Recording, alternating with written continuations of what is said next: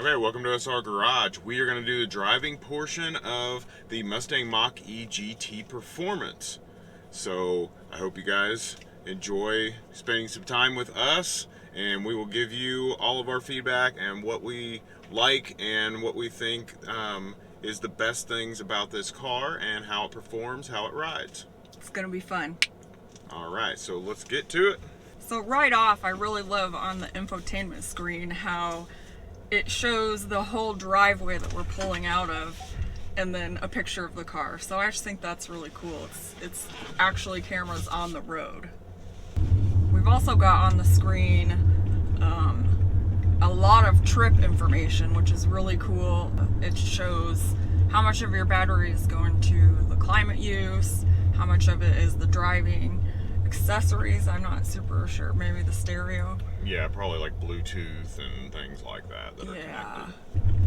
Yeah, it's a really nice portrait style screen. It's really big, but it's not overwhelming. We were driving it last night also in the dark, and the lighting was really nice. It wasn't like overwhelmingly bright or anything. It has an automatic dark mode that it goes into at night, so it's not, I didn't notice not that. so light on you. And it also does it on the driver display too. Yeah. And we could turn that on, and you can have it on all the time if you want. This guy's got 480 horsepower, which is still, you know, double what my Volkswagen has. It's definitely got some good pickup, I think. Oh yeah. Oh gosh. Thanks for the warning. You knocked something out of the seat or under the seat. Your water bottle? No.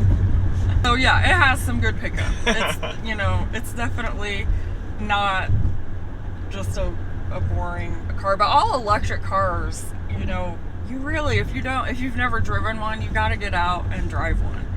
You know, it's just so amazing how we don't have to click through the, you know, there's no transmission. We don't have to click through gears or anything. You just have all the power available right when your foot hits the pedal, and it stays, which is really cool. Yeah, it's good. It's very smooth, very direct in power. This car will spin tires from a dead stop. Yeah. If you put it in unbridled mode and you do a launch it will spin the tires. Just slightly, not real bad, but just slightly. But it still gives you that sports car feel. Yeah, definitely. I mean, because otherwise it would feel too much in the same lane as just a boring electric car. And you can turn the traction control off on this, so you can try to kick the back end out a little bit. Yeah. It lets you do it a little bit, but not a lot. I haven't driven it yet, so I'm excited. You guys are going to get to see my first reaction, so I'm excited about that. I think the GT is 3.8, and I think the Performance is like 3.5 or 3.6. Oh, okay. Because the Performance has that extra 5 seconds of power burst that you get before it backs back off. So I think that's why you get that faster 0 to 60 time, although the quarter-mile time is not quite as fast as some others. Are you ready to launch? All right. Let's go do a launch from a stop sign here. Here we go.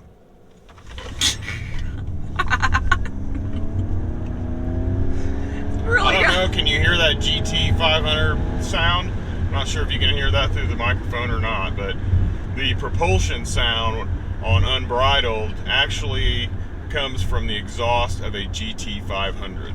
So it's kind of cool, and you only hear it when you actually hit the throttle like that. So. And you can turn it off. It does, you know, it does have the option to turn it off. So how does like the regenerative braking feel? It feels pretty good. It's not overly aggressive. It's more aggressive than the ID4, but not overly aggressive. And it doesn't feel like as soon as I let off that it just like wants to throw you forward. It's just it does feel like it blends in really well. We're gonna go drive some curves and see some scenery. We'll put it in unbridled so we can have a little fun. I don't know if you guys can hear that exhaust note or not, but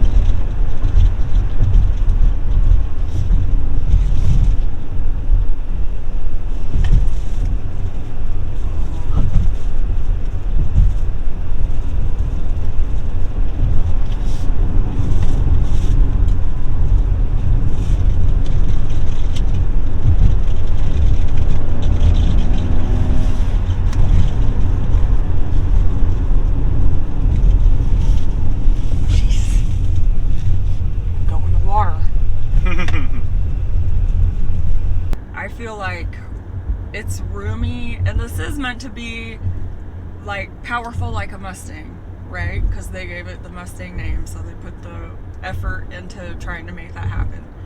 But it's also like a crossover. Yeah. So there's a full back seat without, you know, I remember a friend that had a Mustang, and if you had to sit in the back seat, it was terrible. But this is a, you know, family size back seat. It's a little less than some of the larger crossovers, but I sat back there and it's totally roomy and fine. And then we do have a lot of style elements that are like a good combination of materials, I guess I would say. I like the way that it's laid out. It looks nice. It looks sporty and kind of classy at the same time. Yeah. You know, this looks really, really nice. And it's roomy. I don't feel like in the front seat, it doesn't feel, it feels more like a luxury car than a sports car. I mean, we have these really great seats in the GT Performance that are more body hugging. So I don't know what it's like in the other Mustangs, but these are really comfortable. I mean, they feel really luxurious. I actually like them better than my car. The water bottle test, though, this is my water bottle. Yeah, this is my 32-ounce bottle that I always have with me. Doesn't fit in the cup holder. Doesn't fit in the. You can lay it sideways in the door, but even Jim's regular, like, what is maybe 24-ounce slender bottle, it'll go in the cup holder, but not in the door. So I mean, there's not a lot of storage in here, but it is meant to be a sports car, so you gotta keep that in mind, you know. It does have a really great center console, though, with a charging pad and another little shelf under it. I really like that. Yeah. When we were talking about the space inside the car, my brother wanted me to point out something. You ever have anything back in the back seat and you're trying to reach it? You can't, your arms with the seats the way they are, you can't reach back and get anything out of the back of the seat. He has a little boy, so yeah, so he rides in the back. Yeah, so he just can't, you can't get to the back seat if you need to reach something. Yeah. It's kind of tight. Because the back of them is curved, Yeah. I think. Yeah. Back of the seat. It's a hard plastic on the back, and they're curved out in such a way. And it may not be a big deal to everybody. He just thought it might be for some people. That might be a consideration of you can't reach back to the back seat if you would need something. Because this was a perfect car for him. He gets to have a little bit of fun, but then also has room for his son in the back, you know. So I think it's a really good compromise in that case. And still, the GT Performance is still pretty low. It's like 5.1 inches, I think, ground clearance. Yes, it is so a little bit lower. Yeah. As far as crossovers go. It's like about an inch lower, I think, or an inch and a half lower than what the standard Mach-E is. Oh, okay. But yeah, it's still a higher height than what the cars are worlds now. The other thing about the Performance version is it has the magnetic damper for the suspension. Yeah, the Magna Ride is what I believe they call it. So it helps not have that super stiff feeling that a sports car has, that when we get a little older is a little rough to deal with. And I really like that. I think it's really smooth ride. Yep, it adjusts to the ride, to what you're driving over. You know, a lot of cars have different modes. I like the names on this one too. Yeah. The names are Whisper, Engage, and Unbridled. So I don't know if you've ever had horses. You know, these all make sense. Do you know a little more information about those? Whisper is your normal mode or your most conservative mode. You're going to have a little less power initially in your throttle and things like that. It's going to get you your best efficiency. And then if you so is it like eco? Kind of like it's like basically like more of the normal mode. They don't really technically have an eco mode, I guess. People have said it's kind of the equivalent of the Tesla chill mode. So it's just more for your long distance traveling. And then you have Engage, which is a little bit more peppy, a little more sporty. If you want to have just a little bit more edge to everything. And then your Unbridled is your full all-out power, and it also has a extended option, which is really interesting because unbridled extend, if you're just reading it, you think, like, you kind of want to think, oh, that's the best mode to be in to drive fast. But it's actually an unbridled, you have all the power up front. So if you're doing like 0 to 60, that's what you want. But the extend is not really something that a normal driver would ever use. I don't, you know, it's cool that it's on there, but it would be more for like if you were doing laps and you want to keep an even amount of power for an extended amount of time, right? Is that right? Right. Yeah. Yeah. I don't know when you would ever really use that in real life. But I like the unbridled. It's pretty fun. So it's like sport mode. Most cars call it sport mode, I guess. Yeah. And it also is pretty cool. It changes some of the ambient lighting, like on the screens and stuff, that makes it, I don't know, just another element of fun. So tell me about this blue mode? Blue Cruise. Blue Cruise. Tell me about the Blue Cruise. So Ford's Blue Cruise system is only on their highest trim levels, and I believe it's only in the Mustang Mach-E GT, but it is also in the F-150s. But I believe it's only on their platinum trims. So the Blue Cruise is basically your adaptive cruise and lane centering working together. And there are certain highways and interstates that are already mapped out that you can do hands-free. Now, most of your normal regular highways you're not going to be able to, but it will automatically put you in a lane centering situation, and you have to keep your hands on the wheel. It is a torque feel to the steering wheel, so you do have to put some resistance on it, unlike our ID4 that is a capacitive one where you just have to touch it. But the one thing that we're noticing with this is it feels like we're kind of more pinballing back and forth between the lines instead of it keeping us more centered into the line.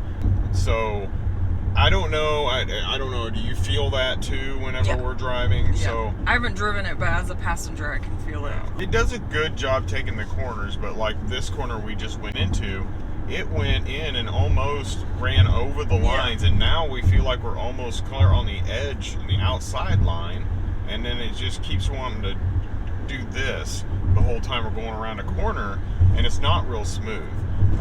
So I think Ford needs to do a little bit of work there on that. I haven't been able to experience the hands-free driving yet. Our Volkswagen ID4, I think, does a little bit better job of keeping us in the center and not seem like it's trying to fight us too much. Yeah, I don't ever feel that unless I'm on that road where there's no lines coming up here. Yeah. Let's see which lines it was going to choose. It's going to take us right into the curb. Oh gosh. So just an example right there. It's got the cruise on and it's still in Blue Cruise, so it's wanting to lane center, and the road split into 2 lanes. So I wanted to see which one it was going to choose. Well, it chose the inside one, and then it almost took us all the way in and into the curb. Yeah. And I had to jerk the wheel over. Yeah, it really did.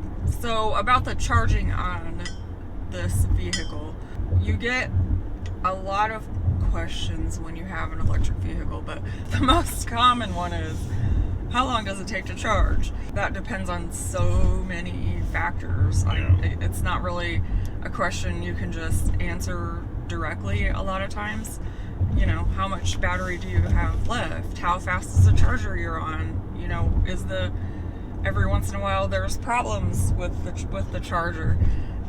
So there's a lot of different factors, but overall in this vehicle, from what I've seen, on the Mach-E Performance, I'm pretty sure I was on the right one. In general, from 0 to 80% on a quick charger takes about 35 minutes. So that's pretty good, from 0 to 80%. Yeah. And then just on your like home charger, which will generally always be a little slower, and always, you know, that's okay because you just park your car in your garage and go to bed and it charges. But so that seems to be taking an average of eight hours or so, which is still pretty good, I think. Yeah, From that 0 all, to 80%. Yeah, and that all depends on the power of your level 2 charger. Yeah. So that rating is probably at 8 to like 10 hours. Yeah. it's probably at a 48 amp charger. So if you have anything lower than that, you can expect you're going to add more hours onto that. So it's just a consideration of what size amperage you're going to want.